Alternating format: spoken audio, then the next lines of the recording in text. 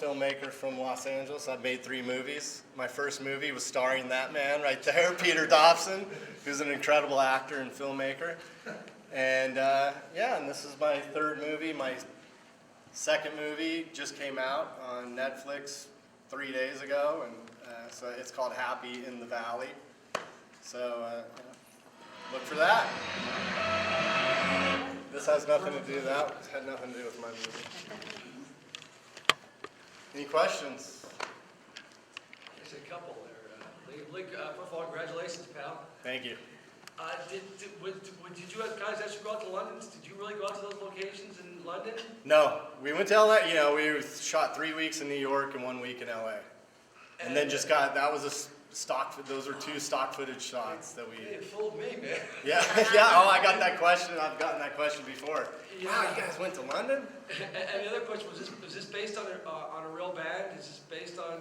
It's based on a few different bands. A friend of mine is a music publicist, and a couple bands that she worked with got huge and kind of blew her off after they got big.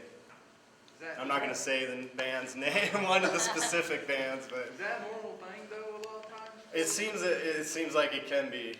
You know, according to her, and her best friend is a publicist as well, and they were both part of the making of the film, and they had all these stories. I mean, it was mostly focused on one band that became really big. I shouldn't say really big, but yeah, it was made up of different bands and different stories that these 2 girls had that I met. I made this short film before we made Players. And I went to New York and I showed it in New York, and these 2 girls and their friends showed up for the screening, and we started talking afterwards, and they were in the music business, and I was interested in all these stories they had to tell, and I thought, man, this would make a pretty good movie. I love the story. Thank you. Yeah. Appreciate it. Karma, you know. Yeah. There's obviously a lot of this movie's about karma too. Mm-hmm. Yeah. I noticed it was copyright 2010. When did you film it? In 2009. Oh, okay. Or late 2009, right? Yeah, late 2009. Yeah, October 2009. What was the budget for the film? Well, independent filmmakers don't like to tell everybody what the budget was. The budget was so low that we got the Screen Actors Guild ultra low budget. I think is it ultra low budget? Is that what it's called? Or super low budget agreement that you can sign so you can pay them the absolute minimum. And then we shot with the Red camera, which is high definition video, so we saved a bunch of money with that. And we didn't have any actors that you guys recognize, so that's how we pulled it off. But I owe you a beer for asking that question. It's a tradition that we don't answer, but the person that asks. Yeah. I did recognize one of your actresses, Yeah. Genevieve Cortez. Mhm. Cortez. Her last name's Padalecki now. Oh yeah, She got married the guy, her co-star. her co-star on Supernatural. How did the casting process go? Well, the casting process was, I guess, somewhat similar to a lot of films. We just started off with a list of the people that we wanted, and then started taking those names off the list when we found out how much they wanted to make the movie. And then we started getting headshots and getting video auditions. The kid that played Joey, the guitar player, he's from London, so he sent me an audition, a video audition that I watched, and just met with a lot of people and did some auditions. And I mean, I shouldn't say it's a typical process, because a lot of times it's just all auditions, you know, you just bring people in, but that's sometimes you don't really get it's tough for an actor just to walk into an office and do a scene and totally get into character. And you know, wouldn't you say it's tough, Peter, as an actor, that it's just tough to just step up and just be this person? So it took a long time to pick the right people, but I think we did a pretty good job. And the lead singer, he's a musician as well, so that helped with the performance stuff. Singing, we're actually performing then? Yeah. Yeah.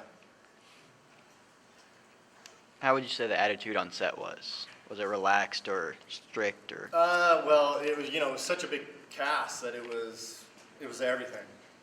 One person's relaxed and is excited, they know what they want to do, and somebody else is just stressing and they want to change their character and they want to add this and they want to wear glasses. We're halfway through the shoot and now they want to wear glasses. It's like, that's not your character. That's it.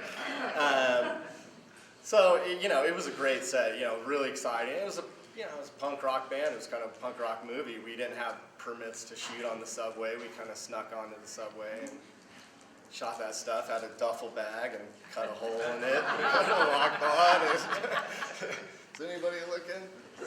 Let's go for it. Which stressed out a few of the actors too. They thought, oh, are we going to get thrown in jail for the night for doing this? Time for a couple more questions. The lady named, that was Betty, she looked familiar. Has she been in a lot of movies? Who? Betty? Betty, yeah. Betty, she has been. Trying to think of her name's Elaine Hendricks. I know So if she's you a look lot it of up, but Paris she's Fire, been in, but she's in a lot of other stuff too. yeah, I think some Disney stuff, Yeah, I and remember her. she was in a documentary called What the Bleep Is It All About, or What the Bleep Are We, or something like that, a documentary about Yeah, it's been on. spiritualism. So.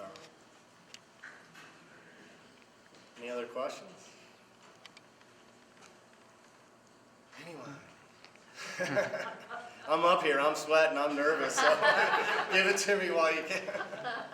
No, I want to just say thank you for coming out. I mean, this really warms my heart to see a crowd like this. Sometimes when you go to festivals, it's like being a musician. You show up and you don't know what you're going to get, what kind of room you're going to be in, what kind of crowd you're going to get. Sometimes you have 5 people. I was in Louisville and there was 5, 3 or 4 or 5 people maybe at the most. And then you go somewhere, you come in here and you get these beautiful theaters and you get good crowds. And so it's like, it's a little similar to being a musician, trying to, touring musician, going to these festivals. So. But it's great to get it to people because it's so hard to get your movie out there nowadays. Lee, I want to go back to being an actor. Yeah, it's rough. Being a filmmaker is brutal. Right. Yeah, He's absolutely right. Yeah. And even I went to the workshop. My opening day was me and a janitor. Yeah. Yeah. So I can relate. Yeah.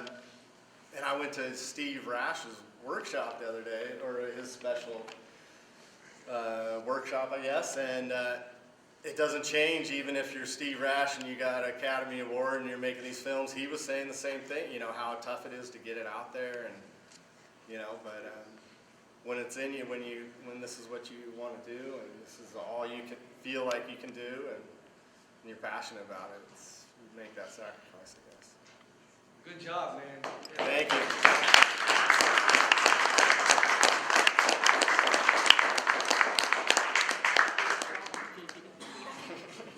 You guys are all going to be on Facebook. All right, one more. Let's some clapping.